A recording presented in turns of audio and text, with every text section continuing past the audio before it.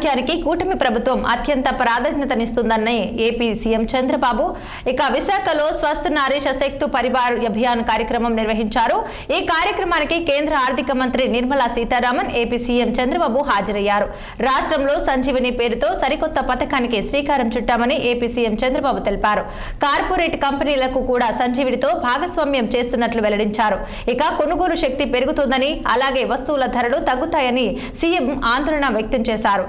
స్వదేశీ వస్తువులనే వాడాలని మోదీ పిలుపునిచ్చినట్లు చెప్పారు సీఎం చంద్రబాబు. 2047కి నెంబర్ 1గా భారతదేశం తయారవుతుంది. ఈ నమ్మకాన్ని కలిగించాడంటే, ఒక విశ్వాసాన్ని కలిగించారంటే అది ఒకే ఒక వ్యక్తికి సాధ్యమైంది. అదే నరేంద్ర మోడీ గారిని మరొక్కసారి మీ అందరికీ విజ్ఞప్తి చేస్తున్నా. వికసిత్ భారత్, పేదరికం లేని సమాజాన్ని మనం చూడబోతున్నాం.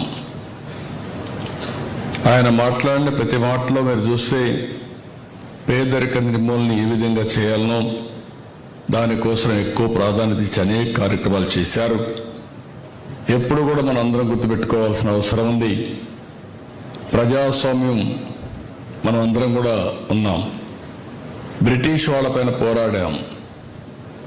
ఆ రోజు మీరు చూస్తే మొత్తం మన దేశాన్ని దోపిడీ చేశారు. స్వతంత్ర భారతదేశంలో మనం బాగుపడతామని చెప్పి ఆకాంక్షించాం. కానీ ఇన్ని సంవత్సరాలుగా జరిగిన పనులు ఇటీవల జరుగుతున్నాయంటే దేశం అవలంబించిన ప్రభుత్వ విధానాలే కారణం. ఈరోజు మన ముందర నిర్మలా సీతారామన్ గారు ఉన్నారు. నేను గర్వపడుతున్నా. ఈ రాష్ట్రంలో ఆడబిడ్డగా దేశానికి సమర్థవంతమైన ఆర్థిక మంత్రిగా పనిచేస్తున్నారు. వారిని మనస్ఫూర్తిగా అభినందిస్తున్నా.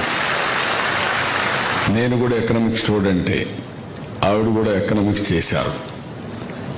కానీ ఓసారి నేను ఎప్పుడూ చెప్పేవాడిని, ప్రతి ఇంటికి బెస్ట్ ఫైనాన్స్ మినిస్టర్ వచ్చి ఆ ఇంటికి మహిళే. మీరందరూ గుర్తుపెట్టుకోవాలి. ఇంట్లో మగవాళ్ళు బయట తిరుగుతూ ఉంటారు, కానీ ఇల్లు చక్కదిద్దేది, బడ్జెట్ తయారు చేసేది, అది ఎగ్జిక్యూట్ చేసేది ఆడబిడ్డలే తయారు చేస్తారు. చిన్న కుటుంబాలు కానీ పెద్ద కుటుంబాలు కానీ. మీకంటే బెస్ట్ ఫైనాన్స్ మినిస్టర్ ఎవరు ఉండరు.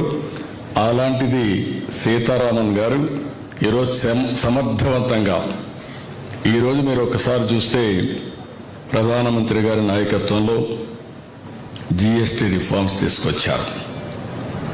ఈ నెలలోనే 22 నుంచి అమల్లోకి వస్తాయి. మీ కొనుగోలు శక్తి పెరుగుతుంది, వస్తువుల ధరలు తగ్గుతాయి. దీనివల్ల రాబోయే రోజుల్లో దేశం అభివృద్ధి అవుతుంది. అందుకే ప్రధానమంత్రి గారు ఒకటి చెప్పారు, స్వదేశీ వస్తువుల్ని వాడండి. ఇవాళ ప్రధానమంత్రి గారు బర్త్డే, ఆల్సో విశ్వకర్మ దివస్.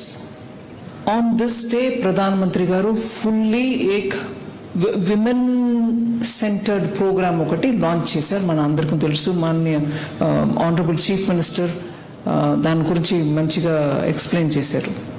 నాకు ప్రధానమంత్రి గారు ఇవాళ మహిళల గురించి ఒక ప్రోగ్రాం చేశారంటే ఆశ్చర్యంగానే లేదు.